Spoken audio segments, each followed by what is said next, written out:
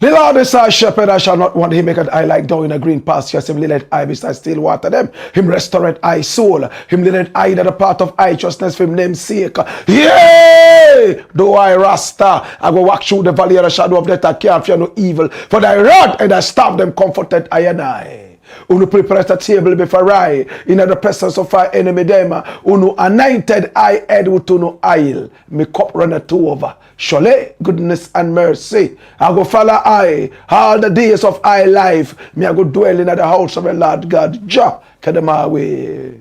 How ma uso bolisa? I don't know what it was clear for. I been no heavy. Me ba fumato. Jack matabeda view. Monye kuo. How what are you moe? Oh you all done. This is the Blakk Pot, aka Kuku Show Them, where we speak truth to power. Now here we don't criticize, but if we must, it would only be on one condition: to build and not to destroy. That is why we keep saying we are in the service of God and country. Again, here we are not neutral, never claim to be, because we have taken sides. The side of the truth. That is why we are affectionately called the headquarters of the truth. And my name, Black Rasta. Now in every traditional African home there is a black pot, and each time this black pot sits on the fire there is something super sumptuous cooking. Ingredients of so many different types, shapes and sizes, aromas and even flavors. Put aside all their differences and relocate into the black pot, where they are subjected to some really good amount of heating. At the end of the day, they produce sumptuous food in all its palatability for the nourishment of the family in its whole entirety. That is what we literally do here. We pick up ideas from all walks of life, all and sundry, the rank and file of our people, and subject these ideas to some crucial forensic scrutiny. Right after that, we tease out the creme de la creme of all these ideas and use that for the nourishment of our people. Oh yes, the development of our people, our land. This is the Blakk Pot, aka Kuku Show Them, and here we speak truth to power. This is the headquarters of the truth. It is the address of the truth, the domicile of the truth, the residence of the truth. Oh yes, the address of the truth, the habitat of the truth. This is the voice of the people, and we are live on YouTube. We are also live on Facebook. You can also find us on X, formerly called Twitter. We are also on Instagram. There on TikTok, we keep ticking and talking with the hands of patriotism. Please share the broadcast. If you have not as yet subscribed to this channel yet, hit the subscription button. Right after that, you hit on the notification bell so that each time we are on, you will be reminded to watch. Our numbers are also scrolling on the screen. Pick up the numbers and do business with us. We love to do business with you. And if you have a story that you want us to follow up on, we are so good at doing that. All for free. My brother, my sister, this is the Blakk Pot, aka Kuku Show Them, and here we speak truth to power. Come here. Now today we have a number of issues we want to look at. 4 very important issues. We are full of exclusives. My brother, my sister, time after time, we have our exclusives confirmed. We bring you information And it takes time for some of these pieces of information to come out in the mainstream media. That is what we pride ourselves in. We know that you deserve to have the news earliest. And we are always at your doorstep with the most authentic news. This is the Blakk Pot, aka Kuku Shonemo. And here we speak truth to power. One more time, subscribe to the channel. We are called Blakk Empire Media. And our Blakk is spelled B-L-A-K-K. Blakk Empire Media. Subscribe to the channel and recommend us to family and friends. Please share the broadcast. Time now for action. Let's get ready to rumble. Story number 1. Watch this. U.S. ready to send Ken Ofori-Atta and Sedinam home now. Now, many were those who said that Sedinam was not coming home because she is an NDC member and she was arrested in the days of the NPP for corruption, fingered in the wrong places, and when she asked for an excuse to go out there for treatment, and she was given that, she absconded, not ready to return home. She was the boss of Blakk. A lot of money that was supposed to be going out to traders and people who were doing different businesses left, right, and center from the coffers of the government. This woman stole the money and absconded. Very dirty, wicked thief. My brother, my sister. And she was convicted in a competent court of law. So when we say thief, we mean thief because the court says she is a thief. Former Blakk CEO, jailed 10 years for causing financial loss, and City Newsroom gave us this on a silver platter. In fact, when I was growing up, women most of the time were most trusted. But in these days, a lot of our women are embroiled in so much corruption scandals. This woman got 10 years and she decided to go out there for medical attention and she never returned. Now this woman here came all the way from England. She had a lot of experience. In fact, in pharmacy and beyond. While she was in there, she ventured into politics. That was where all the fat meat was. And she ended up stealing a lot of money from the people of Ghana. And Nana Addo Dankwa Akufo-Addo, she was fished out of the ocean and slapped with 10 solid years of jail term.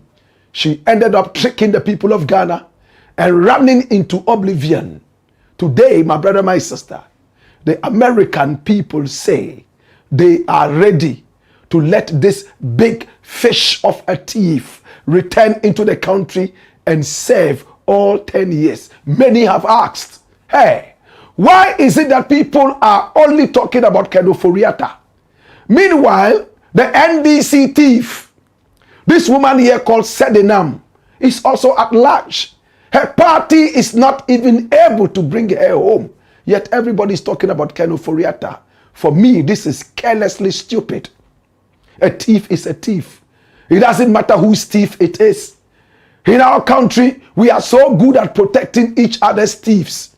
Wyoming stole a lot of our money and ran away to the Volta region where his people protected him as their thief. When you go to different parts of Ghana, they have their own thieves. As long as they run away from the rest of Ghana and come to them, they will protect them and call them their thieves. Blakk boss, Sedinam Tamaklo, also stole from us, ran away after conviction. Today the American people say they are ready to let her come home. Remember what we told you point blank, right here on this show, that Ken Ofori-Atta will return home no matter what. We were guided by how much information we had to give you because of security and more. But those who could read between the lines, could tell straight away that Ken would by all means come home. Number one, we made it clear to you that the OSP did not present good enough documents to be able to have Ken Ofori-Atta home. Because according to guttural voices around the office of the Attorney General and Minister of Justice, he only wrote English and not law. But Attorney General made it clear that he had a backup plan, and we brought it up here on this show when no other person knew about the backup plan. We told you point blank that there was a backup plan, and we all must watch out. And the backup plan came into the light a few days ago when Ken Ofori-Atta was arrested by ICE, Immigration and Customs Enforcement. And when he was taken into detention, custody at the Caroline Detention Center right there in Virginia, my brother, my sister, many were those who did not believe it, because this man had tried to evade the law. He had become the biggest fugitive in the history of our country. Even his uncle, Nana Addo Dankwa Akufo-Addo, is still in this country. Nobody is harming him. Bawumia is walking around campaigning. Nobody is harming him, despite the atrocities that they meted out to us in their tenure of office. The 8 years that they suffocated us, asphyxiated us. Oh yes. In fact, we still have left them to walk around. Can I tell you more? Come here. My brother, my sister, as we are speaking right now, remember we also told you point blank on this show, when no other person had the information, that 5 agencies, 5 institutions in America teamed up with our Ghanaian institution to catch Ken Ofori-Atta. The FBI is involved. And when ICE picks you up and takes you into detention, 99% of the time you are coming home on deportation. But this time round, it's not even ICE alone. The DSS is there. Oh yes, the FBI is there. Oh, my brother, my sister. And once FBI is in there, we all know where we are going. Yesterday we gave you a lot of information. Right now, Ken Ofori-Atta is being investigated for some offshore crimes. And again, I am going to be very watchful and not to preempt anything. But yesterday we gave you some information. What could Ofori-Atta have done? Aside the SML scandal, strategic, oh yes, the SML. My brother, my sister, Strategic Mobilization Limited scandal. What else could be running around him? Maybe around his neck like an albatross. The Attorney General gave us a hint that he's investigating him for offshore crimes. Could it be tax evasion? Why is the FBI interested in this? Aside our collaborations as two beautiful nations, the FBI is interested in this. And I got news for you. There's a minister of state I like so much. And his name is Honorable Samuel Okudzeto-Ablakwa. While in opposition, he was a thorn in the flesh of the dirty NPP party. So corrupt. My brother, my sister. This guy here tracked all the airlines and planes that the president at the time, Nana Addo Dankwa Akufo-Addo, sat in. Luxuriously blowing the money of Ghana into thin air. He tracked everything and he brought it to us. He was a thorn in the flesh of the NPP. When the cathedral issue came out, the amount of money they blew, he flew all the way to America, spending money from his own pockets to investigate this. And he realized that there was a lot of dirty work underground. The people were stealing our money. And he's been vindicated. He's been made the Minister of Foreign Affairs. And he is bringing us more. Today, he has made the ministry so fashionable. He has made the ministry so actionable. He has made the ministry very active. My brother, my sister, anywhere there is a Ghanaian who is suffering some level of injustice, he is there. His ears are to the ground every now and then. And I love that. In the past, a lot of Ghanaians died in arid areas, deserts, in different countries. A lot of Ghanaians were killed in xenophobic attacks in South Africa and some other places, and nothing happened absolutely. Okujeto Ablakwa says, whatever happens to any Ghanaian, in or outside Ghana, it is my business to empathize with the Ghanaian and seek justice for this Ghanaian. For me, that is the catchphrase of the year from his foreign affairs ministry.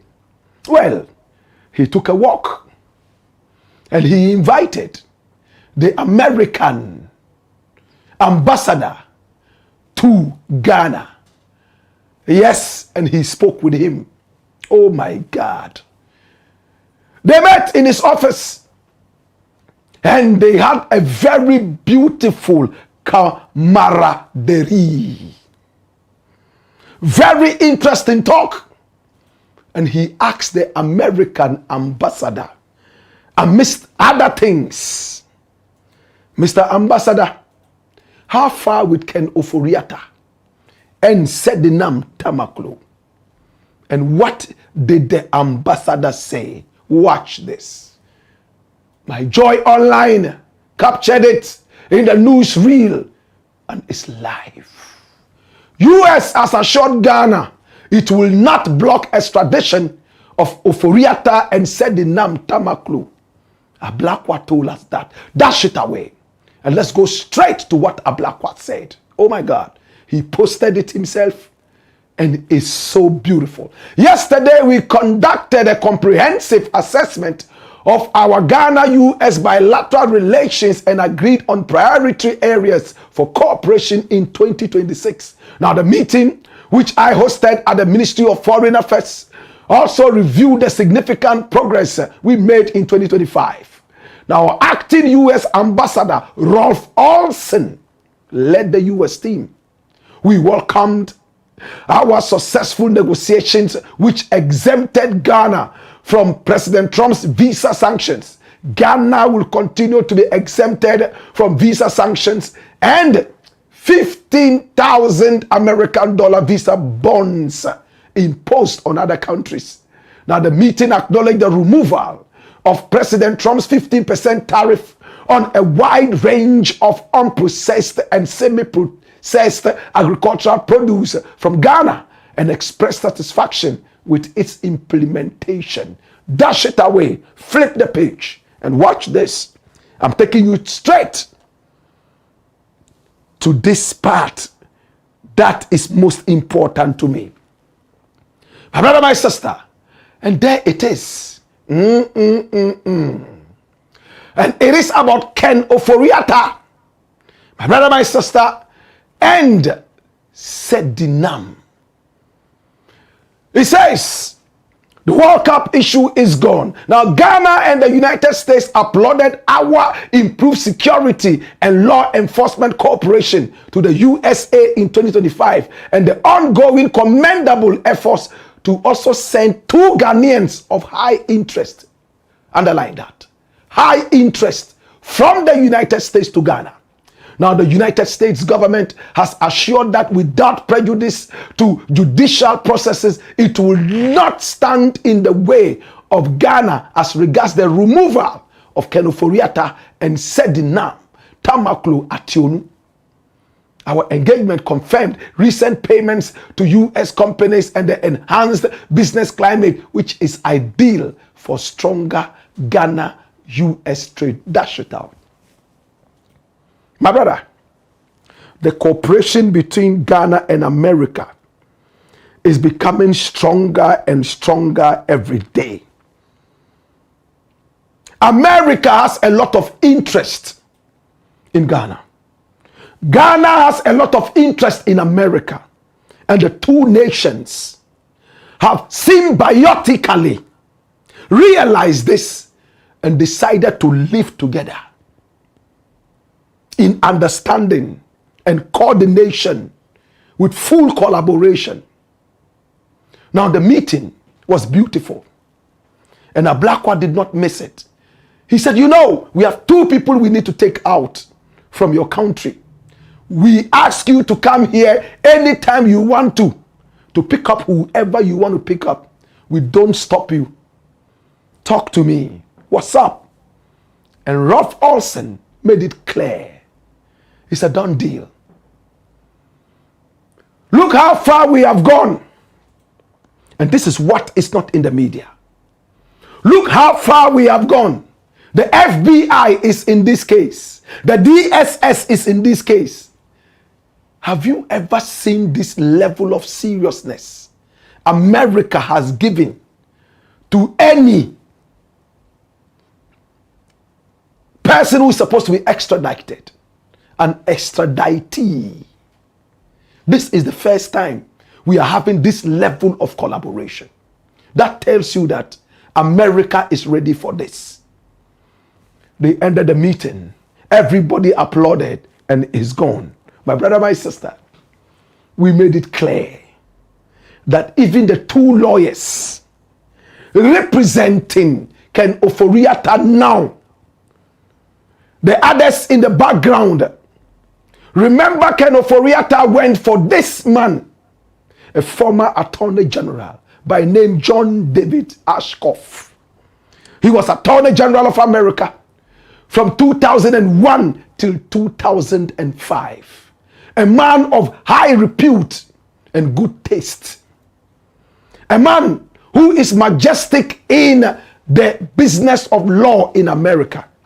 My brother, my sister, and we told you that he himself is in hot waters. Ghana is contemplating suing him for conflict of interest.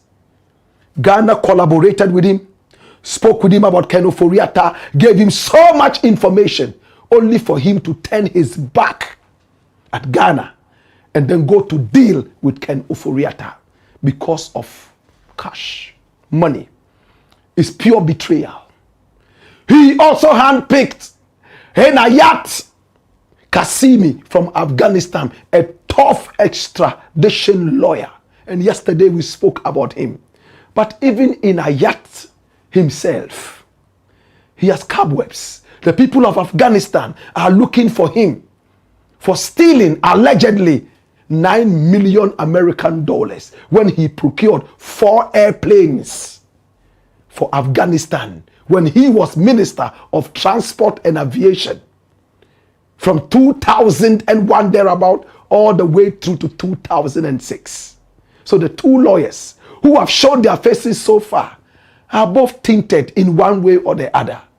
But as it stands right now, I can tell you with all happiness that Ken Ofori-Atta is on his way home. Nothing can save Ken Ofori-Atta. Not John David Ashcroft, not even Ayatollah Kasimi. The die has been cast, and the crossing of the Rubicon is nothing but a natural procession. As it stands right now, Ghanaians are already applauding. The office of the Attorney General and Minister of Justice is bustling with joy and happiness. Iyoko, that played a very important role under Capo the Tutti Capi, Raymond Archer, is also bustling and jostling with joy and happiness.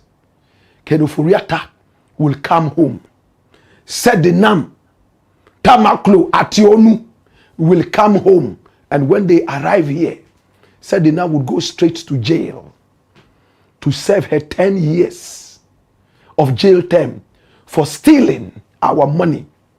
Ken Ofori-Atta would answer questions, this time around from 2 different institutions. the Attorney General is going to have the opportunity to ask him very important questions about these offshore crimes. And as he told us in that coded language, it's going to be mind-boggling, mind-blowing. It will be a disaster. My brother, my sister, Nana Addo Dankwa Akufo-Addo has hurt the nation so bad. He was an irresponsible president who sat down and watched people destroy our nation. He gave us empty promises. He had another talkative of a liar, Baumia, join him, and they messed up our country. I can't wait for these guys to face the natural law. In the interim, welcome home, Ken Ofori-Atta, Kenneth Kuntum Kununku, Nanayao Ofori-Atta. Welcome home, the king of all the fugitives. Welcome home, our father, who promised never to run away from us, but he ended up abandoning us. He's a deadbeat father, deadbeat dad. Welcome home, daddy. Daddy, welcome home. Daddy, welcome home. Daddy, welcome home. You shall face your karma. It's a Blackport, aka Kukushonemo. And here, we speak truth to power. As we move, story number 2. Watch this. Angry Minister ASIAMAH shoots down Ken AGYAPONG lies and cases. Angry ASIAMAH shoots down Ken AGYAPONG lies and cases. Hey, this thing I'm about to say is very sensitive. Very sensitive. Now, Kennedy AGYAPONG was an MP for so long until he got tired. He told us that it was cheap to be an MP in Ghana. And he had had enough. So he decided to move out of the Parliament House. After he left, he decided that he would run for president. And from that time, according to him, God has exposed his frenemies to him. And one of those frenemies is no other person but Kweku Ofori-Atta. This gentleman. In a video that we played, he cursed this man here, who was a transport minister, and at the same time, a very good friend of his. According to the people around Ken Lady AGYAPONG, his team, they said this man was like a houseboy, closing and opening car doors for Kennedy AGYAPONG to enter and come out of. He polished his shoes. But today, he has turned his back at him and going on campaign platforms insulting him. Why do I talk so much when the video is just lurking around the corner? Watch Kennedy AGYAPONG, and when we return, hey, my brother, I am going to tell you something that will blow your mind. Watch this. I feel so guilty. I don't see what do you in your man, me, Mahama, ASIAMAH. Ish. ASIAMAH. And ne ASIAMAH wakukudro. To me, Jina Hoye campaign here. Yanko Bombeka Masinawa. Wameme catch Ramo. Obia woni nkaye. Me yi. Ubetinya nya wiase nyoma nyina. You lose it. Baby am fa ni free. Ewa ha. Oni honorable aye call contest. The first time I'm who no. Now she suit. Omo draw.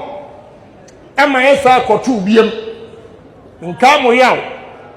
Maame baako omo serve aduane odi ye ena ne ketrepa atwen ena owu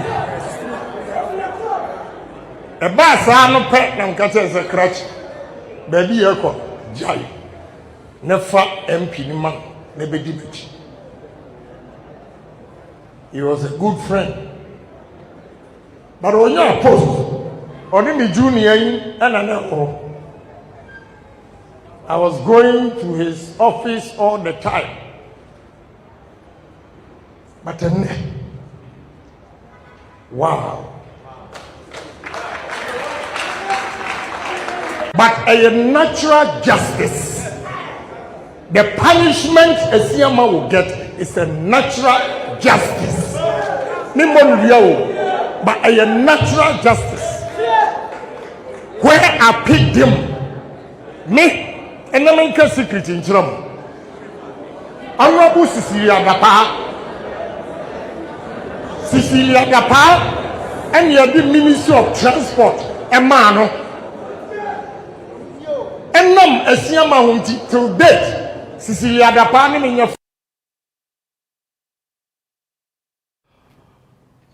Enam ASIAMAH wenti up to date.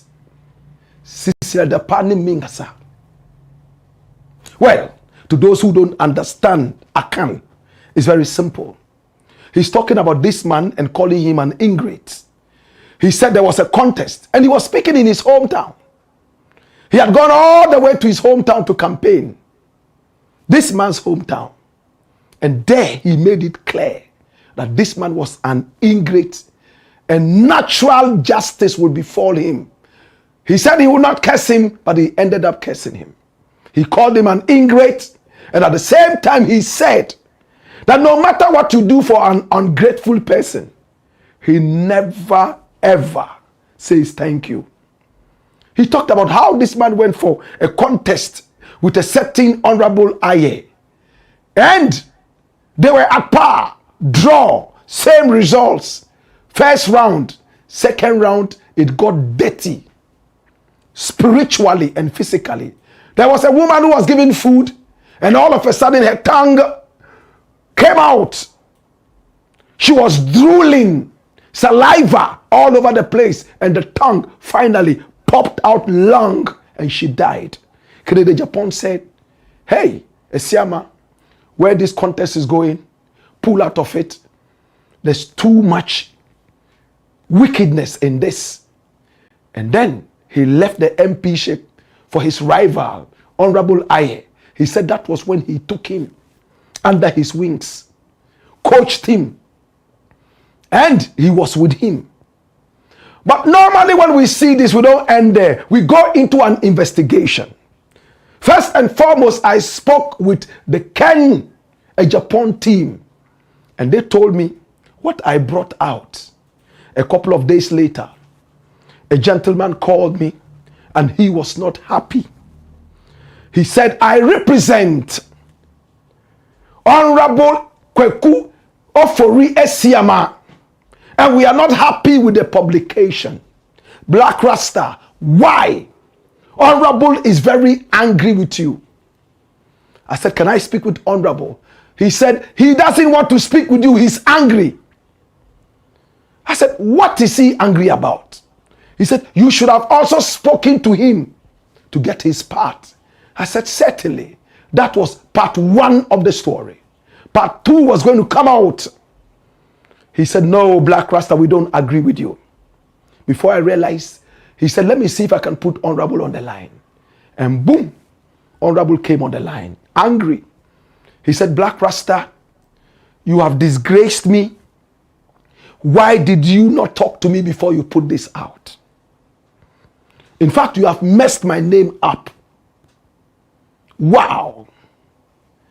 So I said, I just reported the same thing Kennedy Japan said with a little bit of information. But he was mad and angry. He said, how can I be a houseboy to Kennedy Japan? When I met Kennedy Japan, didn't he tell you that I was in suit? I had already finished university. Finished. And I was even working. And me, I am not from a poor home. So I don't follow people around begging from crumbs from off the table. He got angry. At that point, he was overheated. And then he went off. But before he did, he said, Blakk Rasta, you have hurt me. Because of one man's presidency, we all cannot talk. I followed up with a call, hoping that he will talk to me. But he told me, listen, I'm not in the mood to talk. But his PRO was ready to talk to me. And you know what I got? Number one, he said Kennedy AGYAPONG never introduced him to Nana Addo Dankwa Akufo-Addo. ASIAMAH is closer to Nana Addo than Kennedy to Nana Addo. If he was the one who got me the Minister of Transport after the first term, why did he not remove me? He did nothing for me. Yes, we were friends. And again, when Ken was running for the first time, trying to be flag bearer of the NPP, ASIAMAH gave a lot of money to Ken to support him. But this time round, he said, I can't support you. Why did ASIAMAH say he will not support Ken? ASIAMAH told me, if I tell you the reason, you will be shocked. And today we have the reason. Come here. Watch this. Now, KT Hammond, you know him, don't you? That man who speaks so carelessly. That's why he lost the election. The youth have coconut heads. They cannot rule themselves. He's not a smart politician. The population is controlled by the youth. You understand that? Therefore, if you are speaking against the youth, you must keep it in mind that it is a game of numbers. When you go to vote, they do not look at brains, they look at thumbprints. A madman's vote is the same as a professor's vote. You understand? But he came and insulted the youth. And the youth said, sir, we have uplifted you to wherever. Now you are looking down on us. You think you have the prerogative to serve. No, we will kick you out. And they kicked him out. He went to court. And then he started pussyfooting. The judge had to call him back and fine him for wasting the court's time after he lost the election. This is KT Hammond. Me and him went to the same school, TI Ahmadiyya Secondary School, Kumasi, but of course, he was way ahead of me. KT Hammond and Kweku Ofori-Atta and Kennedy AGYAPONG, according to the ASIAMAH team, went together to plead with Bawumia to run for presidency. When Nana Addo was out, or going out, it was Ken AGYAPONG, KT Hammond, and ASIAMAH who went together to plead with Bawumia to say, listen, once you've been vice president before, it will be so easy for you to grab the presidency. Please go, we will support you. And when Bawumia decided to run, initially he didn't want to. He just wanted to go to Wale Wale and go into some rice farming at overseas there. There's a place they called overseas. But when they came to him and assured him of their votes, he decided that he will run. A few months later, whoever whispered into Ken's ears that, Charlie, you are better than Bawumia. People are fed up with him. They call him a liar. You should also stand. And Ken decided to withdraw. Do you get it? He was one of those who went to Bawumia. Ken AGYAPONG, KT Hammond, and ASIAMAH, the three went to beg Bawumia to run and keep the party afloat. But a few months later, somebody whispered into the ears of Ken and said, oh, sir, guy, no. Oh, Nobody would vote for him. He's lied a lot. You are the guy. And Ken decided to run. But because he was friends with ASIAMAH, ASIAMAH decided to help him. Give him some money. Help him with cash to run. But the second time, he said, Darby, there's something called loyalty. And of course, we have to be principled. We went to tell Bawumia to run. All of a sudden, you pulled out. You want to run. And you expect that I will also run away from Bawumia. If I run away from Bawumia and join you, it means it's only KT Hammond who is going to be there. That is why vehemently KT Hammond has supported Bawumia. But when I got this information, I called the Ken camp again. And they told me point blank, that ASIAMAH guy is a hopeless liar. How much money does he have to give Kennedy AGYAPONG any money? It was Ken who handpicked him and took him around. But there's a denial. According to ASIAMAH's camp, he is closer to Nana Addo more than Kennedy AGYAPONG is to Nana Addo. As it stands right now, he says that those cases will not work. If Ken wants, he can go around and curse and curse and curse from Addis Ababa all the way to Harare, Zimbabwe. The cases will not work because ASIAMAH believes he's a clean man and he's also working according to his principles and loyalty. My brother, my sister, it looks like this is not going to die anytime soon. For Ken, ASIAMAH would suffer a tragic loss of his property, whatever he's been able to get because he's ungrateful.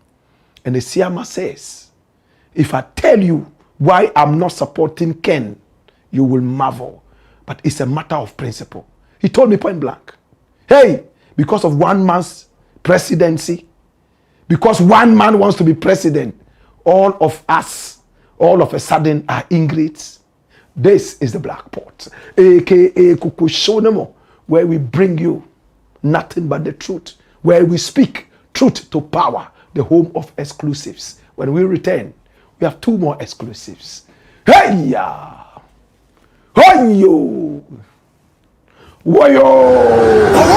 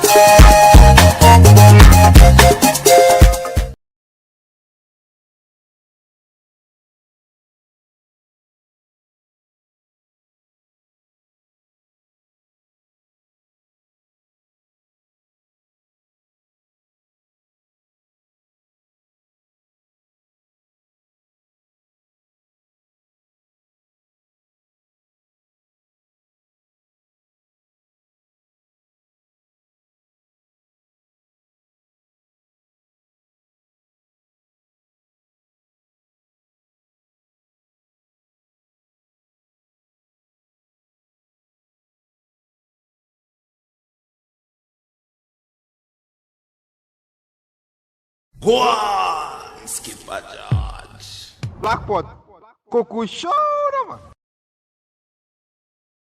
This is the Blakk Pot, aka Kukushonemo, where we speak truth to power.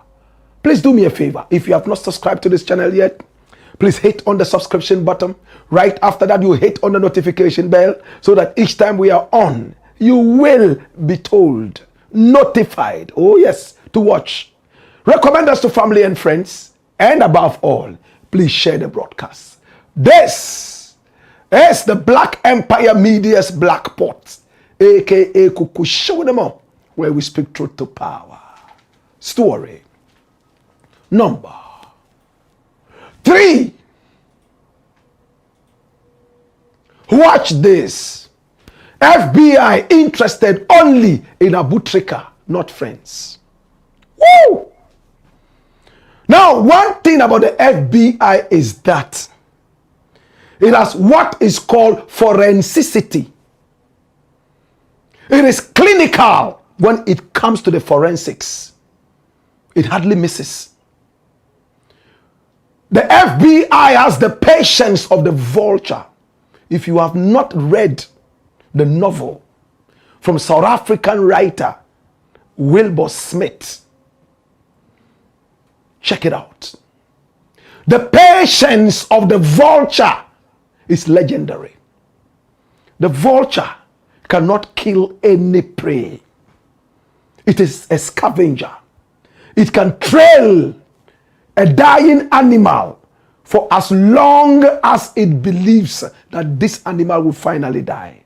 And when the animal finally jerks for the last and breathes its last and gives out the ghost, the next thing is the vulture swooping on this animal and tearing it into pieces. Sometimes the vulture can even scare away the lion. Are you aware? My brother, my sister, that is the patience of the FBI. The FBI had tracked Abu TRICA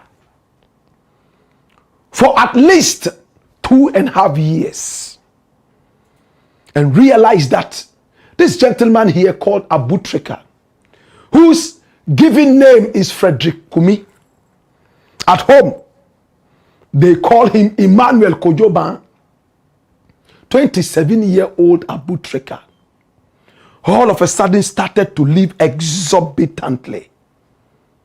27-year-old. He drove cars that Elon Musk drove.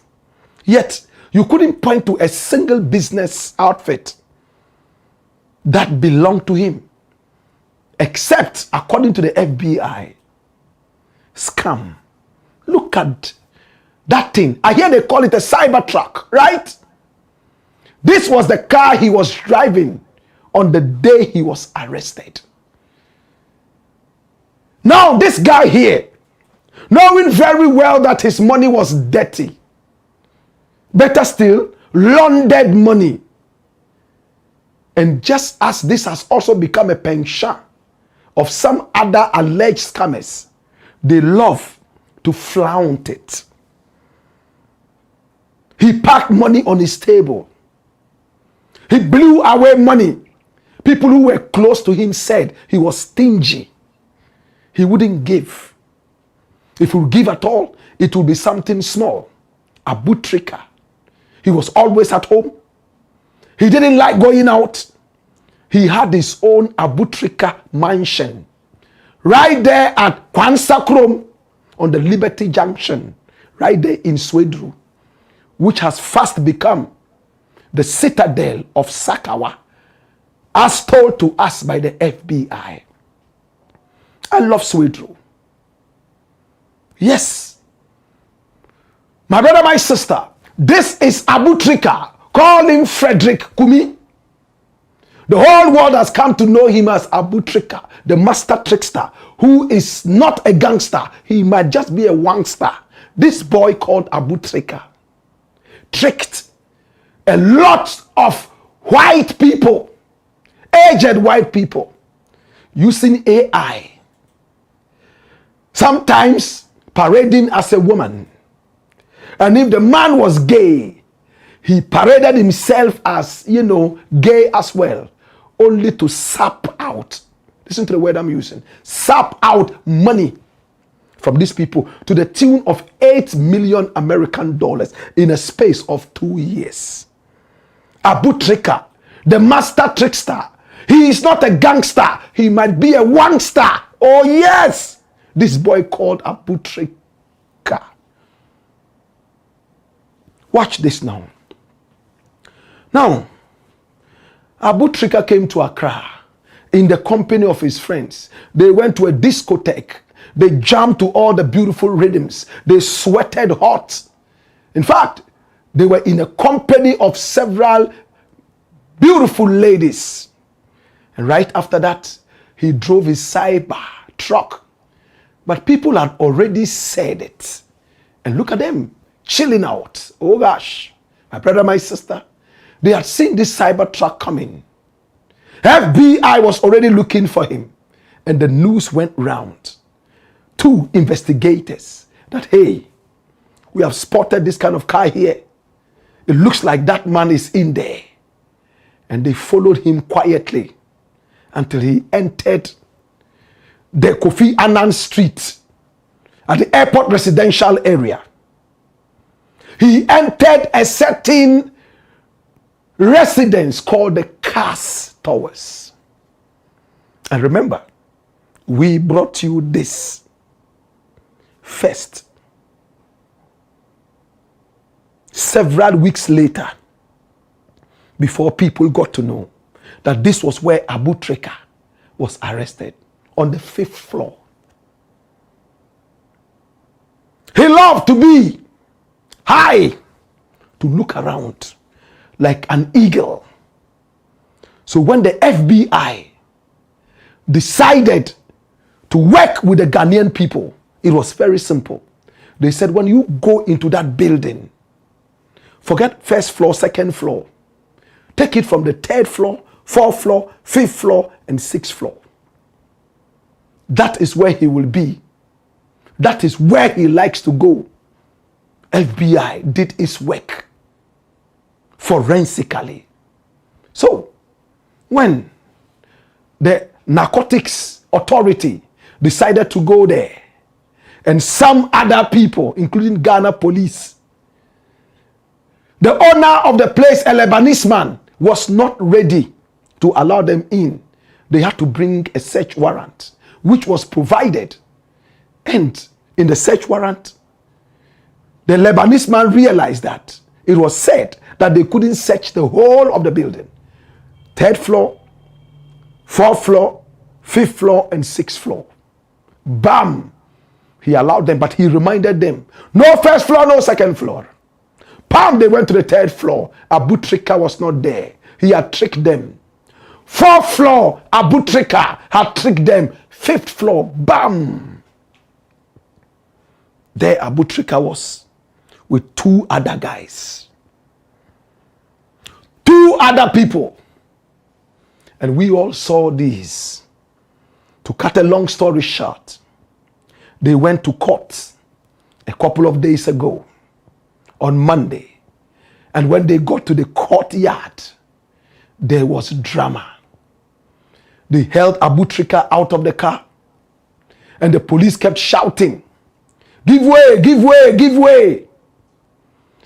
People already knew Abu TRICA was coming. His supporters were there. My brother, my sister, and Abu TRICA was pulled out of the car. Make way, make way. This time he didn't cover his face. Abu TRICA, the master trickster. He is not a gangster. Maybe a wangster. This boy called Abu TRICA. Oh gosh. Now the substantive judge sitting on this case was not present. So somebody was picked up to represent him. And when Abu TRICA went in there, it was time to make a decision. The Attorney General and Minister of Justice had been told by the FBI, you know what? Any other persons that you have arrested around Abu TRICA, let them go. We don't need them. There are a lot of other alleged scammers that the FBI has let loose in order for these ones to lead them to the bigger ones so they will catch them. The FBI doesn't work like that. They can leave one scammer because he leads them to the other scammers. Soon they will take photos or make videos, and FBI will see, and they will go after them forensically. FBI has so many ways of working. Abu TRICA trial. State files motion to discontinue case against second and third accused. Dash it away. That's a confirmation. Now we have the information, deep information. Can I tell you more? Oliver Barker Mawusi, former war, is a brethren of mine. I like him. Fix the country. We're together doing our own things. I love him. He opted to be one of the lawyers of Abu TRICA. And when they went to court, they were disappointed because the substitute judge, even though the Attorney General said, leave the other two and hold on to Abu TRICA, she said, no, let this cup pass over me, like Jesus Christ said. If it is your will, oh Father, Abba Father, let this cup pass over me. What's you want to take that decision? Of course, FBI is involved. FBI is neck deep in this. Everybody is very, very careful. FBI is not interested in those two boys. They are little nitwits. Allow them to go. Let them continue with their work. They will lead them to other people. My brother, my sister, interestingly, the judge said no. Mawusi, Barker Mawusi, former war, was angry. Oliver. So he put it out. Bam! On Facebook. I just left court in the Abu TRICA matter. The Attorney General, after our filings in the High Court for the case to be struck out, today asked the district court to discharge and release 2 of the 3 arrested. The substitute magistrate says, no, she would do it. Then says, this cup will pass me by. Adjourns it and says we should wait for the main judge to come back on the 3rd of February. I swear, for left Ghana because me catch the Bruni cry on Jindi. So frustrated, so angry. Attorney General says, leave those 2 boys and deal with the big fish, the man who was allegedly stolen $8 million American dollars. Those other boys is $200 and $5,000 that they've had. Let them go. Go for the big guy. The woman said, Dabi, minye. Hey. And Abu TRICA's lawyer, an old-fashioned Gold Coast lawyer, spoke to the media. Observe his boy and observe the way he talks, like in the days of Ofori-Atta. He spoke and he caught the attention of many. Watch this. Today, Ghana's legal system has been taking back 2,000 years. We have come to meet Pontius Pilate in court. The state, by its own reason and evolution, says that A2 and A3, they do not desire to continue with them, and therefore they should be discharged. That is what the state is saying. However, the judge, who was assigned to sit on the matter today, says that no, she's not going to discharge them, but defer that to the substantive judge. This is most unfortunate. At the last agenda, the court ordered that the state should have 5 weeks. If they have any information or any evidence, they should bring it before the court to justify why it will be, the court will proceed against A2 and A3. The states, in 3 weeks, have realized that they can't find anything against them. So why should their liberty be curtailed?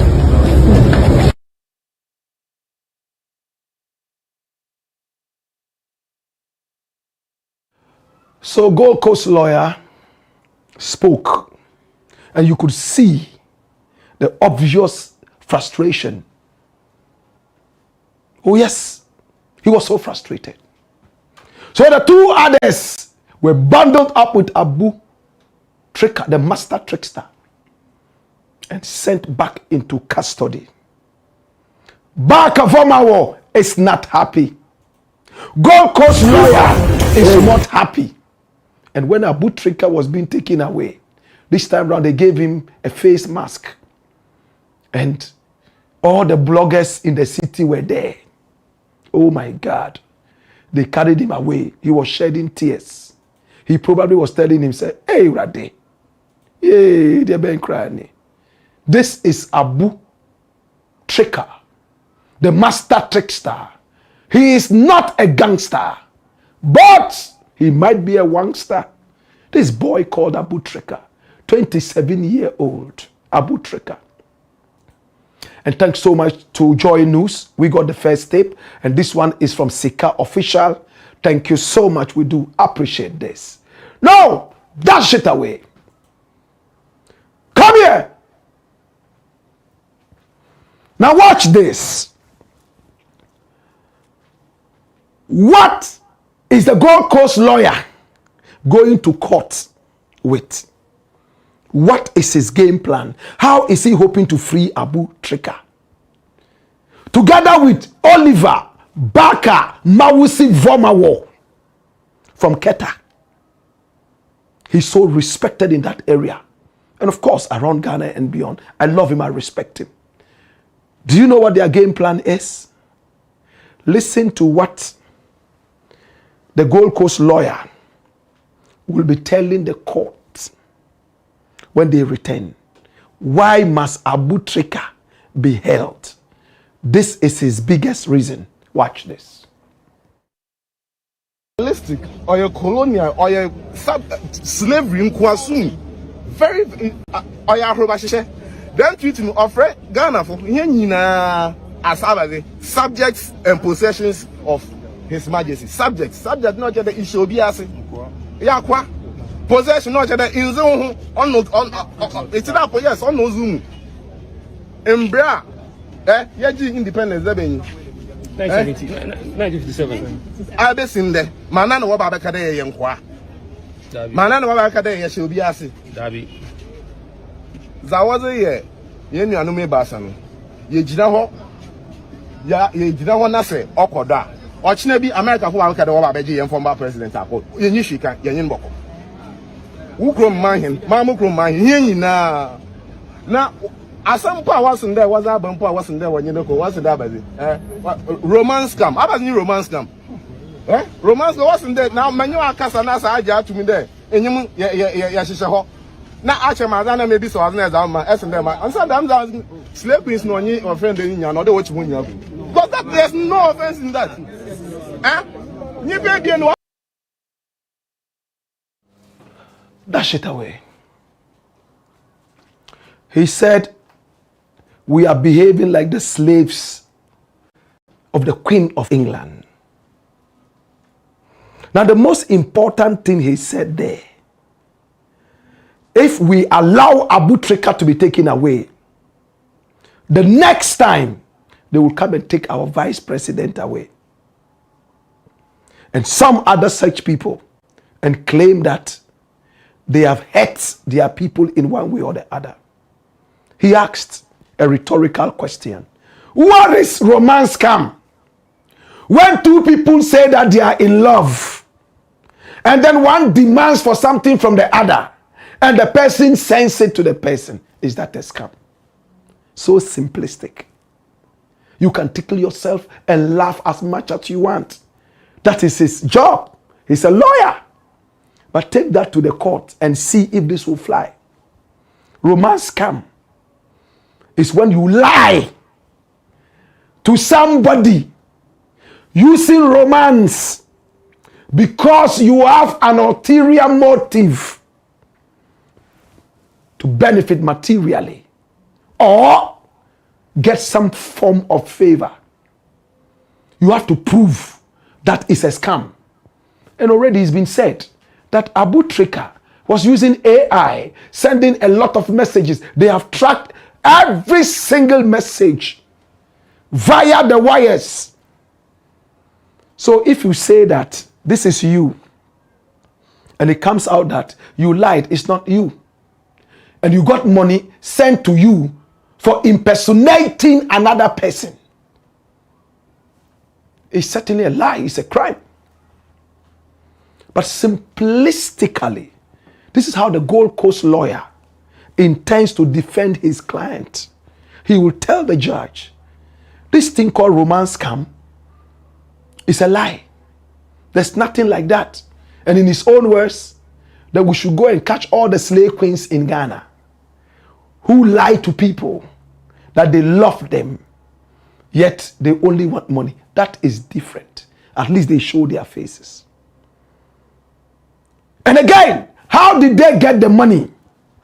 How did Abu TRICA get the money? Did he just ask them for gifts? Or did he say, send this money, let's do a certain gold business. Send this money to me. I am going to do this business and I'm going to send you back this amount of money. And when it's checked out, there's actually no gold business, nothing. Just took the money and did other things. That is a scam. Let's not be tricked by lies and whatever. If Abu TRICA is right, may he stay here and never be extradited. But if he's wrong, may he suffer. That is our prayer. No sympathy for thieves. A thief may make the face like Mobo. No mercy for Alanta, let alone the cripple. Better still, no mercy for the cripple, let alone Alanta. Pain, amamre kwainso. Obrafo, the utibeko. Listen, I close on this. If we allow this kind of scam, romance scam, whatever scam to go on, we'll be like Nigeria. A friend of mine just went to Nigeria. I don't want to mention the company. A very big woman. She went to Nigeria. She couldn't even use her card, Visa card. Visa card. In a lot of the outlets in Nigeria. You put it there, it says, bang, bang, bang, bang. In Ghana, even in chop bars, you can use your Visa. In Ghana, even in the grave, you can still use your Visa card. You travel all the way to Nigeria. Now you are not supposed to be heavy on cash, physical cash. Everything is electronic. You put it in there. Say, bang, bang, bang. Is that how you want your country to be? Nigeria is struggling with all the oil and the minerals because the whole world has blacklisted, better still, whitelisted Nigeria. We don't need that scam money. We are hardworking people, genuine people.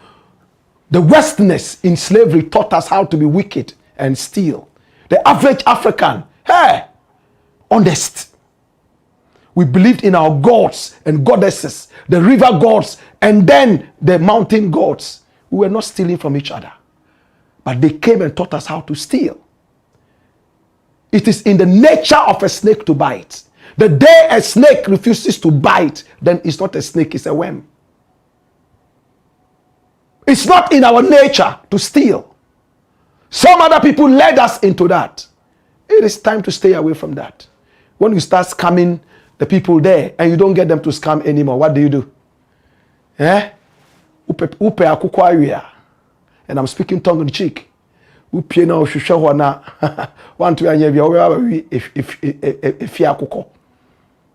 I don't mean akuko. So we fear akuko. The womanizers. When you go out hunting, you come mape, bia. If you are think about it deeply. Our country shall prosper. May Abu TRICA be free if indeed he's innocent.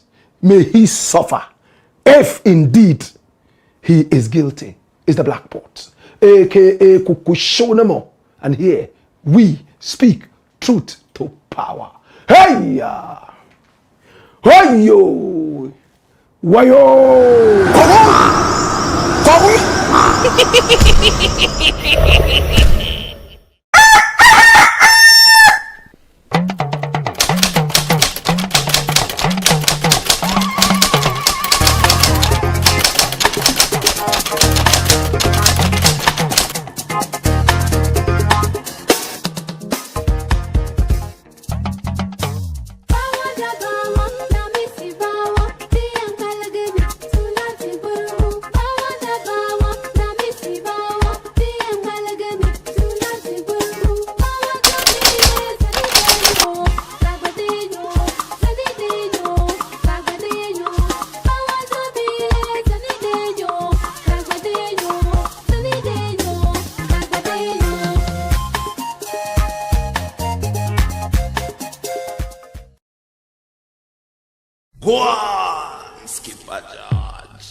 Blackpot.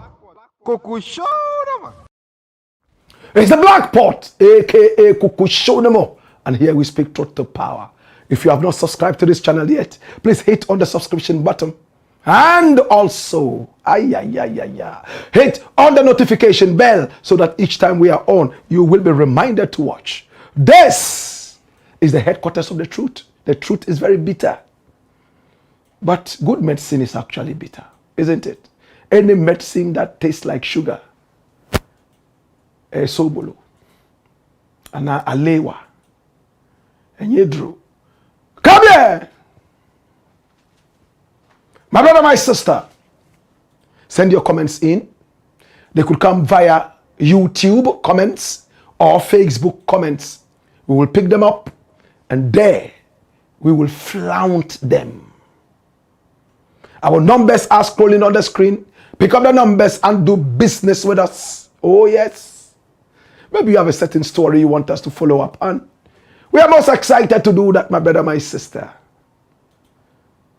This is the headquarters of the truth, the domicile of the truth, the address of the truth, the residence of the truth, the habitat of the truth.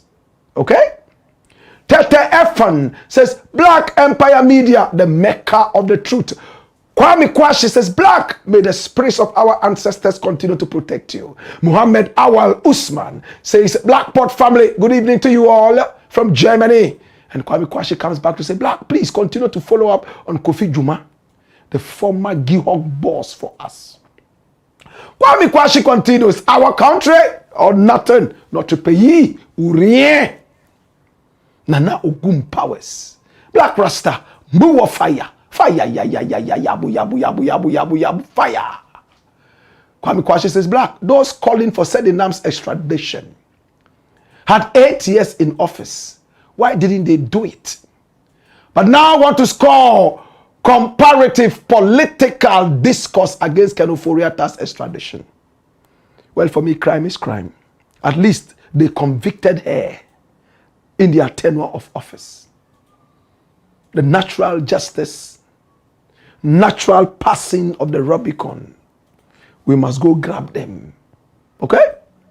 Charles Kamayo, beating lip, says always speaking the truth. Salute of patriotism. Idi Abdallah Bonye says, good evening, Black. I admire you a lot, bro. I do see resemblance of you and one of my beloved sheikhs in what called Malam Alasan. Malam Alasan. Salamu alaikum. Kaifa haluk? Ya sheikh. He doesn't value anything of this world except good moral values. What are we going to take away? My brother, these days when I sit down and think, I don't regret my life. Da guda munkazo. Da guda da mukoma jamaa. Mulura mugane duniyanga bagidaba. Duniyanga bagidaba. Duniyanga bagidaba. Kujukuma. Da guda munkazo aba. Da guda za mukoma jamaa. Mulura mugane duniyanga bagidaba. Duniyanga bagidaba. Duniyanga bagidaba. It says, my people, this world is not our home. Let's open our ears with rapt attention. Let's remember those who came and left. One, we all came. And all of us would go. One like that.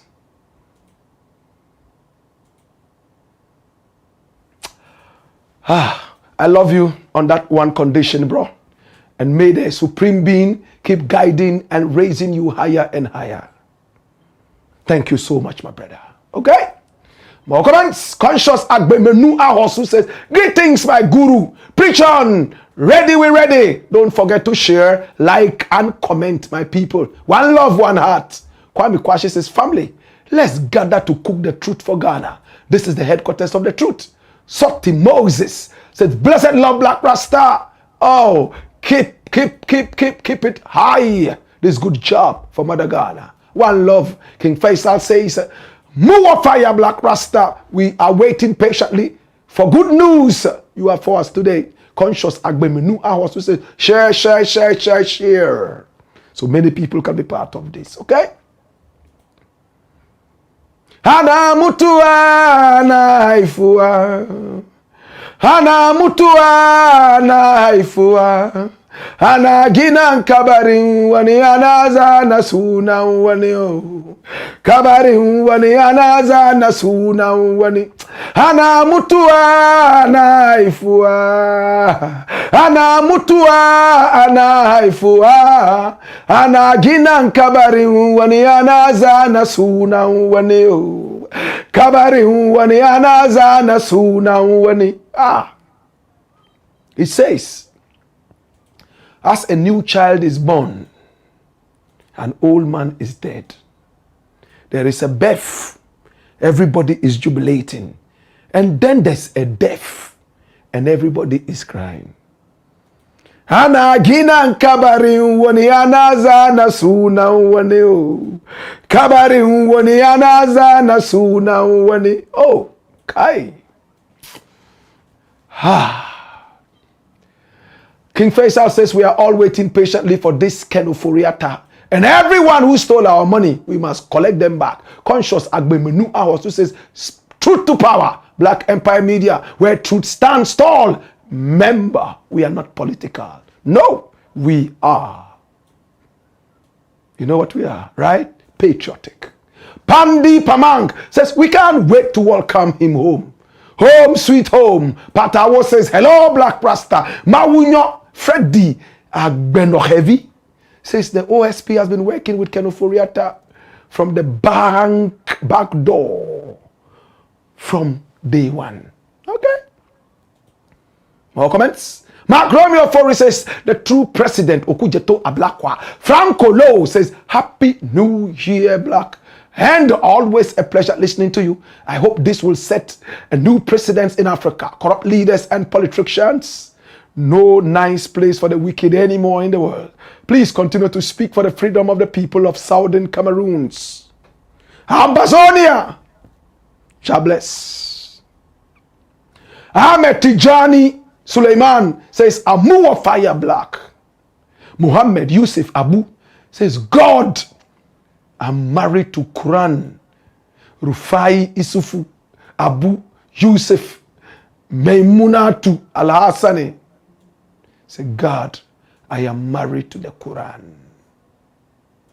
This is the gentleman who says, when he's reading the Quran, and he hears that this thing is going on, the black pot, he knows that this is also preaching. So he comes to listen, and he goes back to his Quran. Sadaqallahu Azim. Force of the Omoto says, greetings, Blakk Rasta. Much love, more fire. Ras Oko Kofi Sun Moon says, come here. Watch this. Dash it away. Akada Yozure says, hi, Blakk. Bless up. Watching you live from Torino, Italy. In fact, Blakk, NDC is doing better than the NPP. That's more than just correct. Kofi Yabua says, greetings, Blakk. Much love. Dino Dimako says, Blakk, I wonder why Ken Ofori-Atta is running away from his own country while his family are still in Ghana. Mawunyo Freddy Agbeno Heavy says the OSP has been working with Ken Ofori-Atta behind the scenes from day one. Dino Dimako says if he believes he hasn't done anything wrong, then he should come and vindicate himself. Okay? More comments coming in from YouTube. And we also have comments coming in from Facebook. Patrick Nate says, Professor Blakk, the US government from the 21st January will suspend visa processing for Ghanaians. Are you aware of this current development? Well, just yesterday, the US people met with Blakk, and this was never announced. Okay? Ras Oko Kofi Sunmun says US to suspend immigrant visa processing for 75 countries, including Ghana and Nigeria, from January 21. Well, the ambassador Rolf says that it's not happening. Ghana is not part of this. It's been taken out. All right. In fact, they can't put Ghana there. The collaboration happening is a symbiotic existence. We are almost by now, economy-wise, like Siamese twins. Steven says, so I'm asking, what is the OSP doing? Are we paying him with the taxpayers' money? And he says, come here. All right. Rap Thunder says, welcome, legendary Blakk. Dash it away. Come here. Watch this. I love it, legendary. Okay, so we have Gatia, right? It says, this way I'll be very happy. Andrews Mensah says, truth be told. Yao Adobo says, good evening, my professor. A man who doesn't fear to speak the truth. Professor, may God continue to strengthen you. Yes. And Samuel Sunday Adenokun says, Hope Sinadoye should also be made to face the law for confessing to the bombing in the Volta region prior to the elections. Well, he said it was knockout, not real bombs, knockout. And they are explosives too. You know, they put knockouts there to frighten people. Okay? All right. He went to court, remember, and all that. Emmanuel Ania says, Blakk, you keep looking fresh. Always. What's the secret? Our speaking the truth and being patriotic and not thinking bad about people. Clean conscience. Okay? Mother for Kausar says, MashaAllah, for the first time I am seeing the beginning of the show. Watching you live from your state, Stanford, Connecticut. Wow. Where's the Zwarungu boy? He's a Stanford lawyer. Respect. Connecticut Massive and crew. We love you. All right? More comments coming in. Mother for Kausar. How are you doing? Samuel. Sunday Adedeku says, Blakk, were you able to get in touch with Kofi Adoma on the issue of the late JB Dankwa? Yes, we have. And as I said, we are doing some investigations. Hopefully by the close of next week, we will come up with something. Okay? Emmanuel Ania says, Blakk, you are the king of exclusives. Please add that to your accolades. All right. Thank you. Jenny of Truth. Hey, hey, yo. Wayo. And he says, best in narration. Love your outfit. Blakk on fire. Rasta. Rico says, hey, Blakk, please say it all. Never in the history of Ghana have we had a government whose financial secretary will run away. Glory be to Allah that the old system of America has changed. America is no more looking out for those criminals to be part of them. They rather give them out, right? That's what we're saying. Better Tomorrow says, best in narration. Thank you, Better Tomorrow. Better Tomorrow. We love you, okay? And it says, best foreign minister. Okujeto, right? Set, weigh them. Says, greetings, Blakk Rasta. More fire. De la law me. Right? Says, it's true. Ken Ofori-Atta says he's. Are you sure? Are you sure?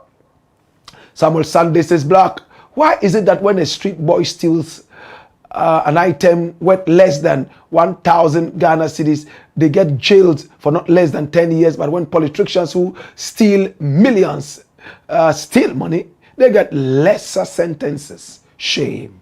Are you sure? Are you sure? I agree with you. They run the system. Nathaniel is smiling. Riku says, now that the eagle which gave freedom to criminals is gone for good, action is here.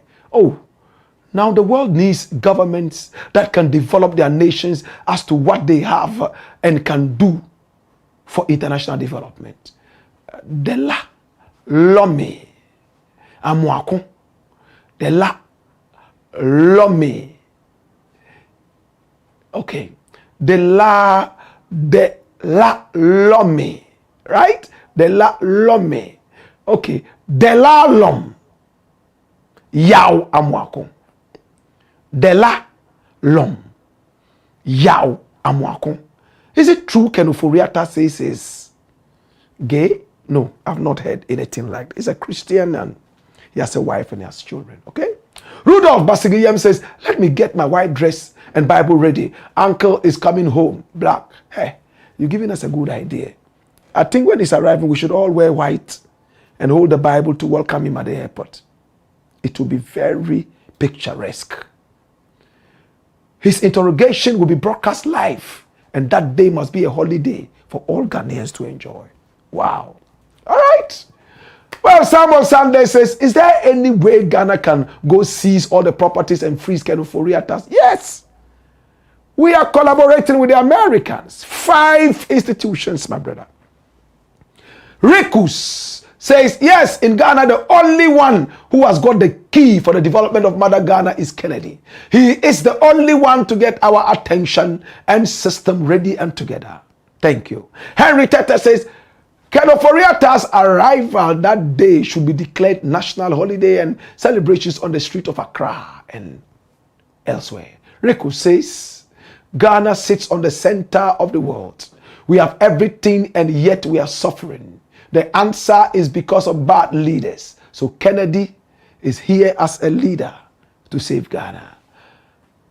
Alasan Tairu says, the other day I said Ghanaians are too much interested in Ken Ofori-Atta coming back to Ghana to account for his office as former finance minister. And I thank Honorable Blakk for emphasizing my thoughts. Mens says, bringing Ofori-Atta to Ghana is a free winning game for the NDC in 2028. Thanks to the Arungu boy, and thanks to all the people who worked, including Kapo, the Tutti Capi, one Raymond Asher. I love him so much. Okay? Please subscribe to the channel and hit on the notification button. Story number 4. And this is the final story. Watch this. Wow. Mahama allows LGBTQI finally into Ghana schools. When we say LGBTQI+, in simple terms, homosexuals, lesbians, right? That is what the average Ghanaian understands about LGBTQI+. Elsewhere, they are referred to as the rainbow family.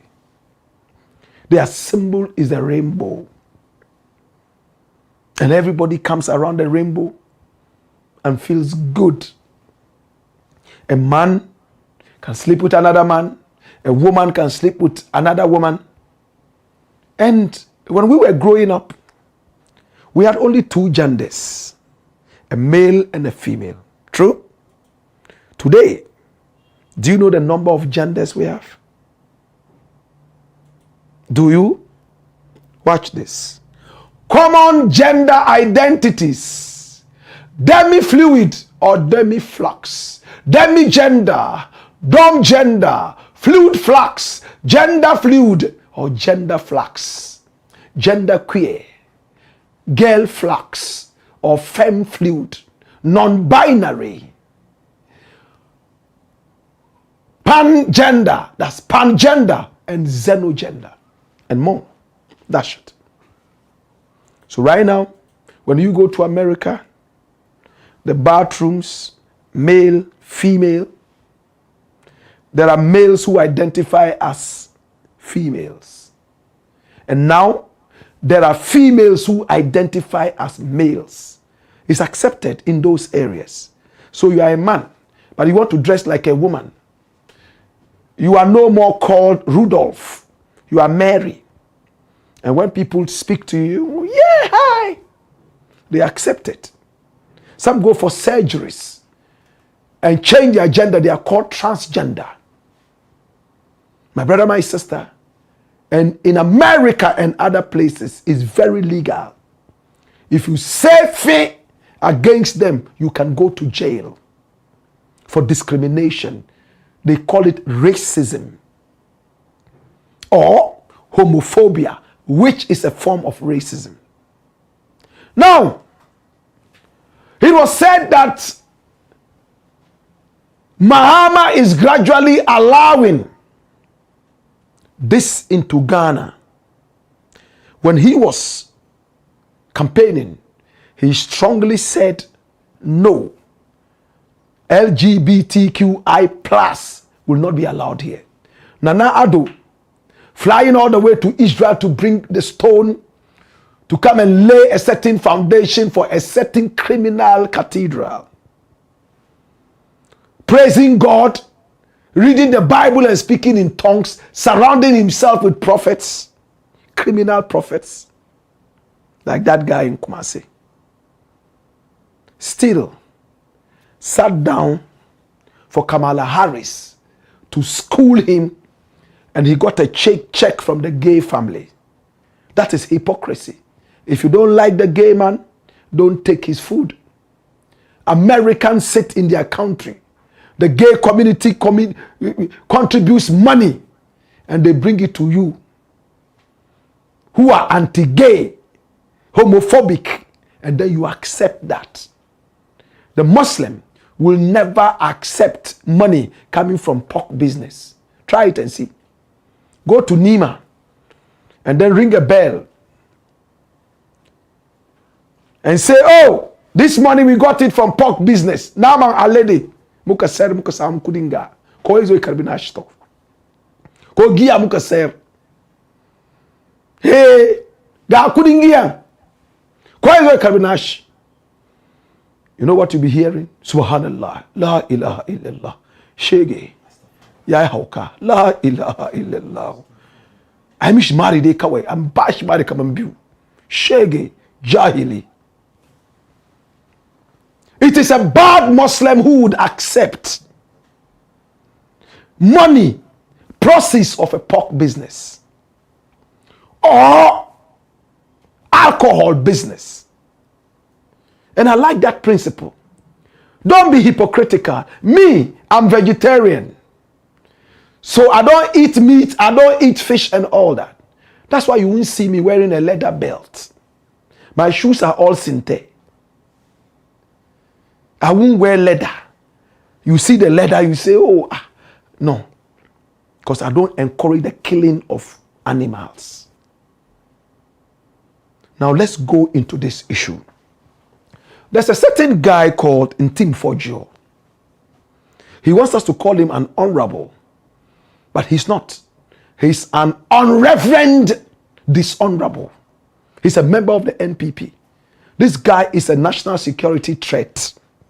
He was the one who some time ago said that there was a certain plane on our tarmac right here in Ghana full of cocaine and laundered money. Do we all remember that? And it was in the news all over the place. This guy, he says he's a reverend. He's from Asim Kurwa. This is the guy. It was news all over the place. My brother, my sister. And when we chased him for evidence, Mahama had just come into power. And this guy wanted to destroy the country after they had destroyed it for 8 years. This dirty guy. I was so angry with him. He wasn't ready to give evidence. Then he went from one TV station. In fact, what's that word? Conflicting stories left, right, and center. And when they decided, the national security decided to pick him up so that at least he will give some evidence, the NPP decided to protect him. The NPP, his party, that had destroyed Ghana, they went to his house and protected him. I remember Afenyo Market promising that he would deliver him to the state, but he never did. This guy here. My brother, my sister, when he said that, he put the nation in a very bad taste. There are other things he said, but we don't have too much time. He has come out again. And this time round, he said that the Mahama government is holding on to a certain animal called CSE.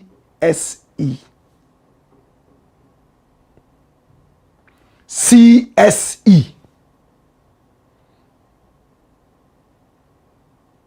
My brother, my sister, it's a form of sexuality education. And they claim that this animal called CSE, comprehensive sexuality education, Mahama is bringing it back. After Nana Addo, in his days, said no, they will not do it. Now the CSE will teach students in our school, children in our school, all these things about gay, homosexual, and all that, how to even have fun in sex and all that. My brother, my sister, dash this away. Comprehensive sexuality education. And when Nana Addo came into power, somewhere in 2017, he decided that it's a no, no, no. Watch this. Graphic online. CSE, no, no. President Akufo-Addo vows. President Nana Addo Dankwa Akufo-Addo in the middle, signing a hymn, in fact, singing a hymn during Sunday service at the St. Cyprian's Anglican Church in Kumasi. Flanking him are Mr. Simon Osei-Mensah, the Ashanti Regional Minister, and Nana Adwoa Dukua, a board member of the Cocoa Board. And the president says what? He has given an assurance that so long as he remains president, there is no way comprehensive sexuality education, CSE, will be introduced into the school curriculum. That's what Nana Addo said. Flip the page. That's what he said. So he's allaying the fears of the people and telling them that that rumor is false and will not happen. Dash it away. And then Blakk, Samuel Okudzeto Blakk was the one who came out to bemoan the situation that Nana Addo had accepted to have CSE, comprehensive sexuality education. Sexuality is different from sex. Sexuality is LGBTQI plus straight sex and all that. Man and woman, woman to woman, man and man, and more. That's sexuality. So if they ask you what's your sexuality, it doesn't mean how many times you have sex in a week. No. It means, do you sleep with women or you sleep with men? Or with animals, maybe. Blakk alleged that the Nana Addo government had allowed that in the curriculum. And Napo got very angry. He granted an interview to the GBC. Correct? GTV. Listen to what Napo said. Very angrily. Hi! Listen, and when we return, we got more. Watch this. Between 2012 and 2016, before Nana Addo came to office, $51 million had been signed and received by Ghana through the Ministry of Finance for Ministry of Health, NGOs and FBOs, Ministry of Education, to promote comprehensive sexuality education in this country. Despite the fact that they said 10 to 19-year-olds, the same forward I'm reading tells you that they introduced it from KG to everybody else in the Ghana Education Service. And I've got it all printed. I'll give you a copy. I gave this presentation to the Council of State in 2019 when it became an issue. And the hypocrisy was that there's more than enough evidence to show they had gone around, they had taught teachers, they had even revised the curriculum and put it in the revised curriculum that they said, teaching comprehensive sexuality, that allowed the teaching of other forms of relationships into the Ghana Education Service. Did you disagree with that bit? No, I didn't disagree with that bit. But when NPP came to office, this, whether I liked it or not, whether I disagreed or not, it's something that had been done and had been put into the school curriculum. A source book that had been even produced. I'm giving you a copy. The curriculum, I've printed a copy here. The teachers have been trained. So my disagreement or not, that doesn't matter. They had introduced it into our educational setup. I have evidence here, where in a demonstration school practice in the northern region, Tamale perspective, nuns were invited to come and all sorts of things. It's here. Evidence, people who went, attended, signed. Was it your impression that that was not to have been done? It should not have happened? They were the experts. Ghana Education Service is the implementer of our education. On the board of Ghana Education Service, before these things are approved, the Ghana Education Service Board includes all the faith-based organizations. So this had happened on the watch of all these agencies, NGOs, CSOs, who had participated. The money that NDC took in 2012, signed for 2011, came on board in 2012 under President Mahama. Some NGOs took some of the money, some CSOs took some of the money, all to help come up with this in our schools. There was no protest from any of them. The hypocrisy is when Okujeto turns around to come and say that MPP is introduced into the curriculum. And I hear all these faith-based organizations, NGOs, who are represented on Ghana Education Service Board, and that's whose watch this was produced and taught in schools. Come and blame MPP. That is the hypocrisy. That is the hypocrisy. That I had a letter from the Catholic Church Ghana that I, Matthew Pukupembe, have introduced this into schools, and they disagree. Where were they when they were sitting on the Ghana Education Service Board? Under a Baumia presidency, is that something that will be withdrawn? We've had 8 years of Nanado's government. Let me speak about that as far as this is concerned. And set the...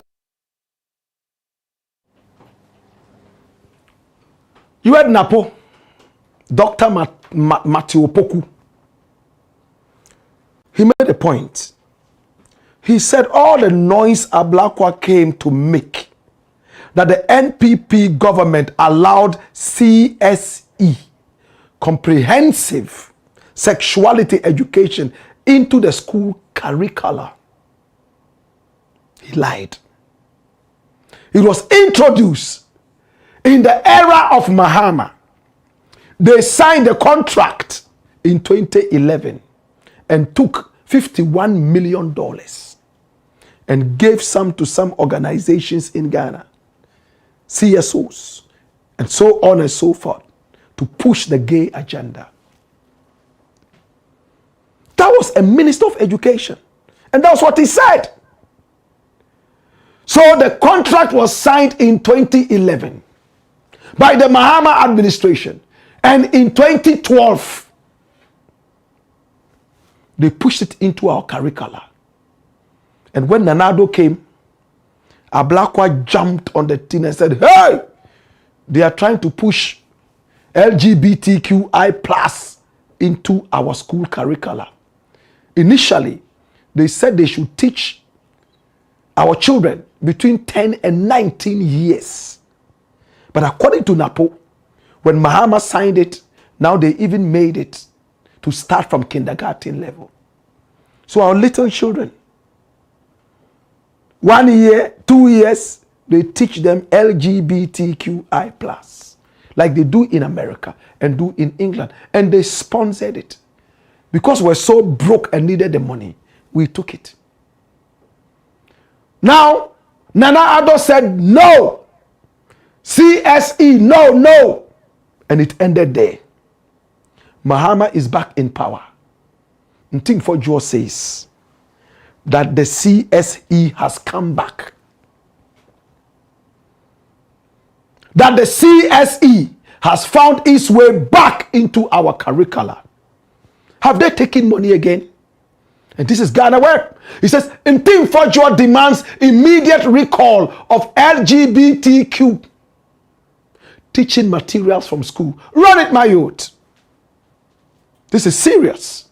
Now, a former Deputy Minister of Education and current Member of Parliament for Assin South, Reverend John Ntim Fodjo, has raised an alarm over what he describes as a covert introduction. Hidden. Covert means sleazy, sneaky.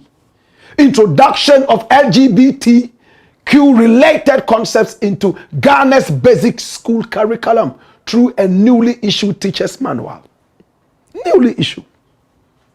Nana Addo said no. Covertly, according to this guy. And now, according to Ntim Fodjo, the manual designed as a pedagogical, it's not a big word. It simply means teaching method. Pedagogical, yes? Pedagogical simply means teaching method, right? Guide to direct how teachers deliver instruction and define more learning concepts. Contains material that promotes LGBTQ ideology, particularly with physical education. Speaking on the matter of Metro TV's Good Evening Ghana show with Paul Adum Ochri, the MP who is a vocal advocate and lead sponsor of the Human Sexual Rights and Family Values Bill currently before Parliament, alleged that the National Democratic Congress, the NDC, government smuggled the content into the curriculum after taking office. To support his claims, he cited excerpts from the manual which he said define gender identity as a person's deeply felt internal experience of gender. As Africans, we've never defined gender like that. Gender is either male or female. Even in America, Trump says that. There's nothing like binary, whatever is male or female. If you're not a male, then you are a female. But here, according to Ntim Fodjo, he says gender is defined in this new curriculum as a person's deeply felt internal experience of gender, which may or may not correspond with sex assigned at birth. That means you could be male with a langa, but you say that you're a goat. I'm a goat. I'm just a goat. Hey. There are some people who say they are goats. There are some people who say they are nothing.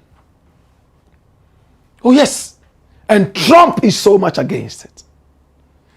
But they see it as a human rights issue.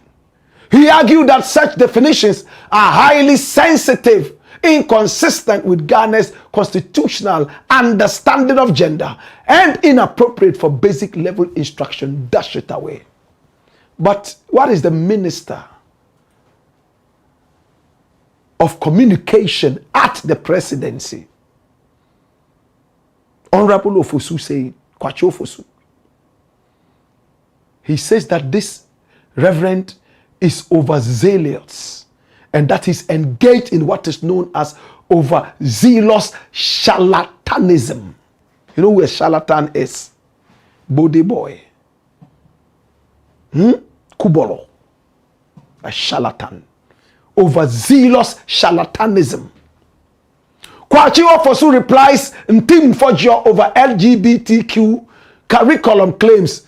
Flip the page and let's see the sense in this. Now, the government has firmly rejected claims that it is promoting LGBTQ content in Ghana's education curricula, describing such assertions as exaggerated and misleading. Now, this follows claims by the Member of Parliament for Assin South, Reverend John Ntim Fodjo, who criticized the government for what he described as the covert introduction of controversial sexual rights and gender identity content into Ghana's education system. Okay? Now, the controversy centered on a specific definition within the year 2 physical education and health, that's elective teacher manual. That's the teachers, what they read and teach. So the teacher teaches them. Okay, that is pedagogy. Teaching methods, okay? Yes, a supplementary guide developed in 2024 to aid teachers implementing the new SHS curriculum introduced last academic year. SHS. Responding to allegations by Reverend Foggio while addressing the government accountability series on Wednesday, that's today, January 14, 2026, Kwacho Fosu said that while he maintains a cordial personal relationship with the lawmaker, the claims were unfounded, describing his conduct as overzealous charlatanism. Anything Foggio hates that, he's angry. We'll tell you why he's angry. Reverend Foggio is a good friend of mine. He's my neighbor. When you move out of AAK, and by AAK is Abra Asiebu Kwamain Kese, you go into his constituency. So I have quite healthy relations. I have healthy relations with him. But I think that sometimes he gets carried away in his advocacy. I have a friend who described that conduct as overzealous charlatanism, he said. Wow, this is heavy. And I could have even used a bigger word on him. He's worse than a charlatan, unreverend charlatan. But let's see the truth in this. Kwachi Ofosu explained that concerns raised about aspects of the comprehensive sexuality education content were not new and had already been addressed by the National Council of Curriculum and Assessment. He was in government when the comprehensive education curricula were introduced, and we had similar happenings where there were things in there that we found distasteful and at variance with Ghanaian cultural norms and practices. According to him, public backlash at the time led to swift corrective action even before the latest claims were made. There was some public outcry, and I think that curricula were withdrawn even before Reverend Foggio went out to make those claims. He disclosed that NACCA had withdrawn hundreds of copies of teacher instruction manual that contained a problematic reference with the issue being resolved. Dash it away. So the overzealous charlatan, even though he knew that all those ones had been pulled out, because when they came out, they had seen that, oh, there were some aspects, and it happens every time. Every time the methods change. That is what is called pedagogy. Teaching methods. They change. Year after year. Oh, let's go this way. Oh, the last time they didn't pass, so let's do this. Let's do this. Put this in. Put that in. Of course, we have people who take money to be able to push some of these things in there. But before it even comes out, it's supposed to be looked at seriously. But they printed the books and gave them out in circulation. Then some people saw it and said, hey, this thing, and they withdrew them. Like a factory produces shoots or some kind of drink that has a problem. Withdraw them, call them back. They called all these back. Analyzed this and printed fresh ones.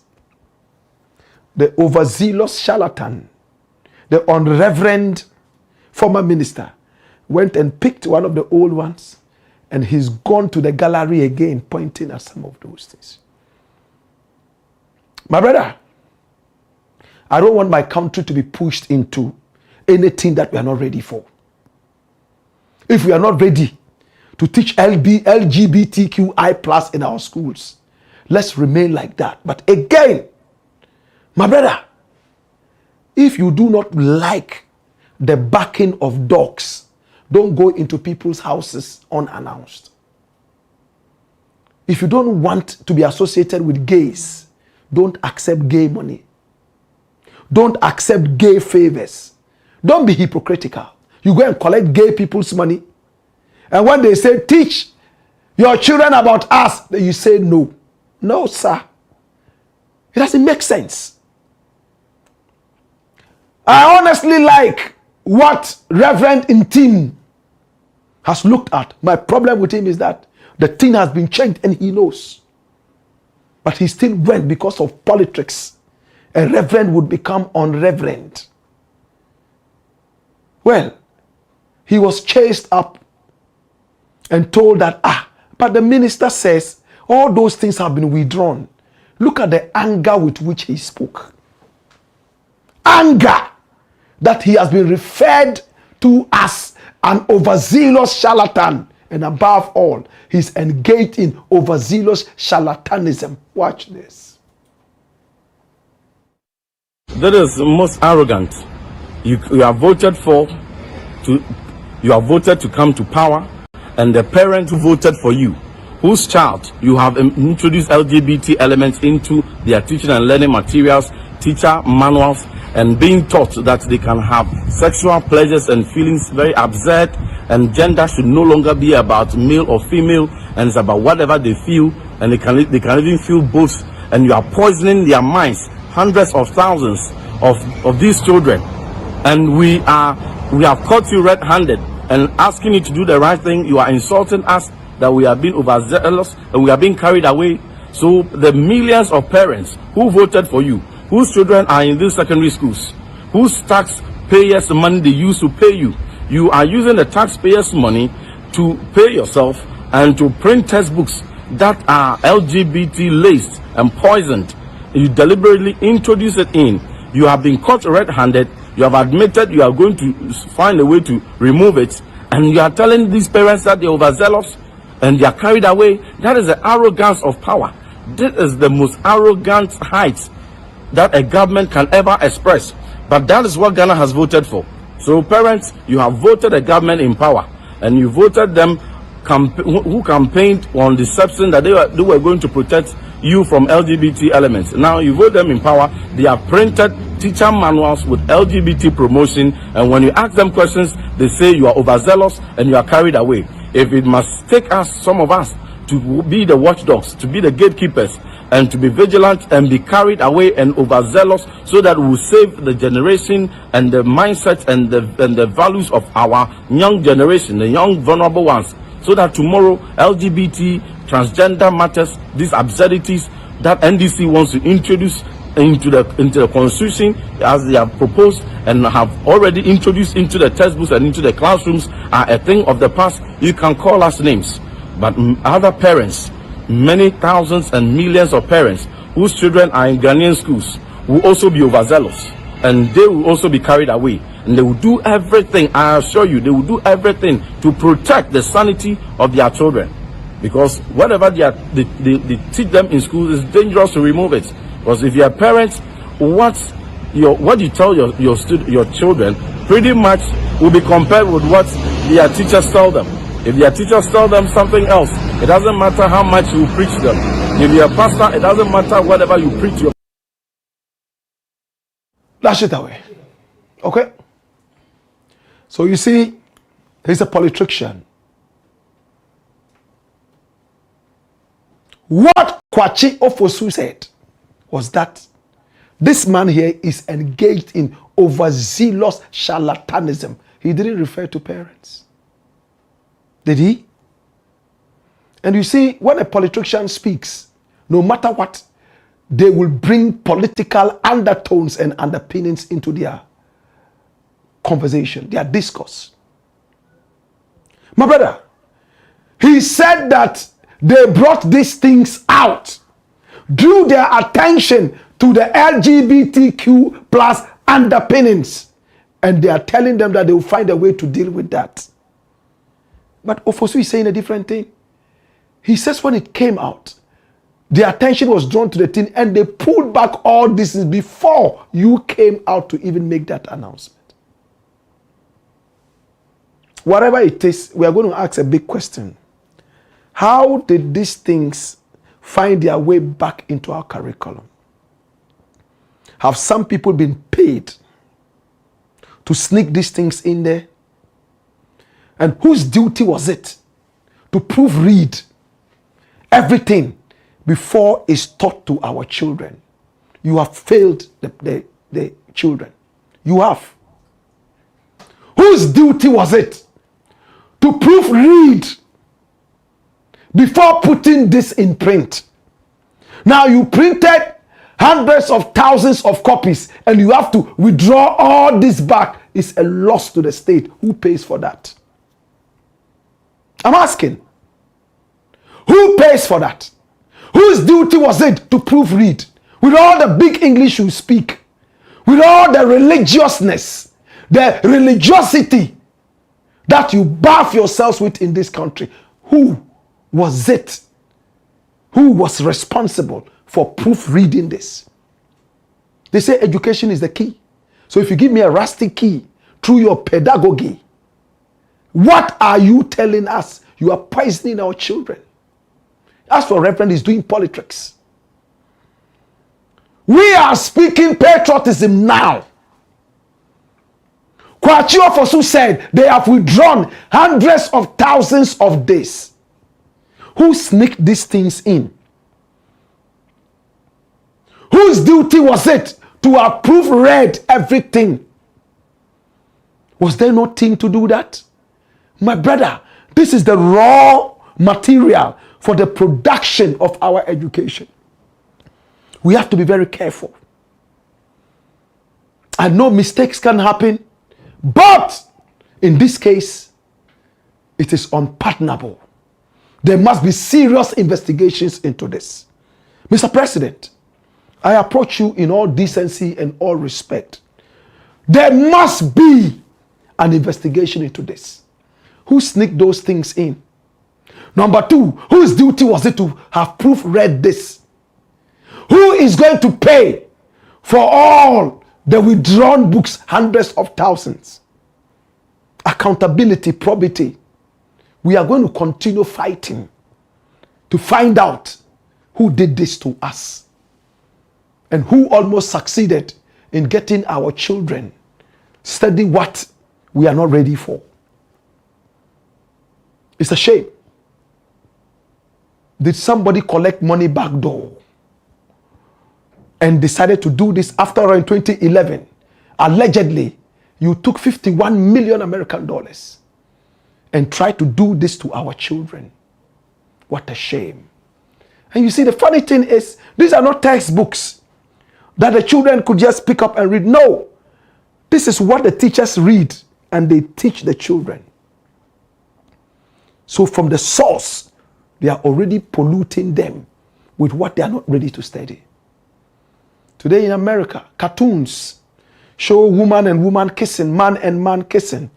A lot of Africans say they are not ready for this yet. Respect their rights as Africans. But you have no right if you still eat from the kitchen of the gay. He who feeds you controls you. I know I've been speaking for so long, but I don't know how I could have made this shorter. I studied summary in school, but I don't know how I could have made this shorter. I am so disappointed. Full probe into this. Investigate it. The perpetrators must be brought to book. It's the Black Pot, aka Kukushonemo. And here we speak truth to power. Let's look at your final comments and we are out of here. Okay? Yeah. All right. On that distressful note, Ike Champo says we are waiting for him. Mark Romeo Ofori says capo di tutti capi. And Yusuf Karim says the NDC really means business. For all its ministers are working indefatigably for the betterment of Mother Ghana. I pray they remain in power for long. As for Blakk, I call him the first ever foreign affairs minister in Ghana for God and country. And his slogan, greet the Honorable Education Minister for me, Honorable Haruna Idrisu, aka Gangdu. Okay. Salute. More comments. And we have Teresa Ajay. And she says, Daddy, welcome home. Ofori-Atta, right? Lydia Sarkodie says, nothing but the truth. Ken is coming home soon. Hamdia to Adam says, Karma, they say, is a female dog. Hala Santairu says, why? Quality human resources finished in Ghana for Kennedy AGYAPONG to become president of Ghana. Some Ghanaians are so gullible. Ameto Michael says, hey, yo, hey, our country or nothing. Notre pays ou rien. Ameto Michael says, why Kennedy can reveal all those things in the church? Why can't Kennedy reveal all those things in the church? Okay? Alasan Tairu says, Ghana is not ready for a president who insults and threatens women. Pastors and everyone who criticizes him. The NPP always lowers the bar of Ghana's presidency. Hamdia to Adam says, NPP never again with these insults and curses. Suleimana Jaguar says, Black Rasta more fire. Franklin Safo says, good evening, boss. Yesterday I wrote something, but the life ended, so I think you couldn't read it, sir, about the gold board ambassadors. I love your suggestion on including some of our chiefs, but my little suggestion is to include some of our young celebrities in their 20s and 30s to attract the younger ones, because there are young people who are making good money too. I love that. That's nice. Yeah, yesterday, in fact, power just went off. Power just went off. Boom. We waited for over an hour. We called the electricity company. They said, oh, about an hour, the thing would come. There was, what's it called, transmitter that exploded. So they were trying to fix it. It took more than an hour. That's how come the live ended. We apologize for that, okay? Anyway, which way, my name is Black Rasta, and I want to say thank you so much. If you have enjoyed this show, please subscribe to the channel and recommend us to many other people. If you haven't as yet subscribed, please do, and hit on the notification button. Our numbers are scrolling on the screen, and pick up the numbers and do business with us. Or if you have a story you want us to follow up on, we are happy to do that, and it's exclusively free. Absolutely. And we answer all calls. It's been the Black Port, aka Kuku Shonemo, and here we speak truth to power. Hey-ya! Hey-yo! Wayo!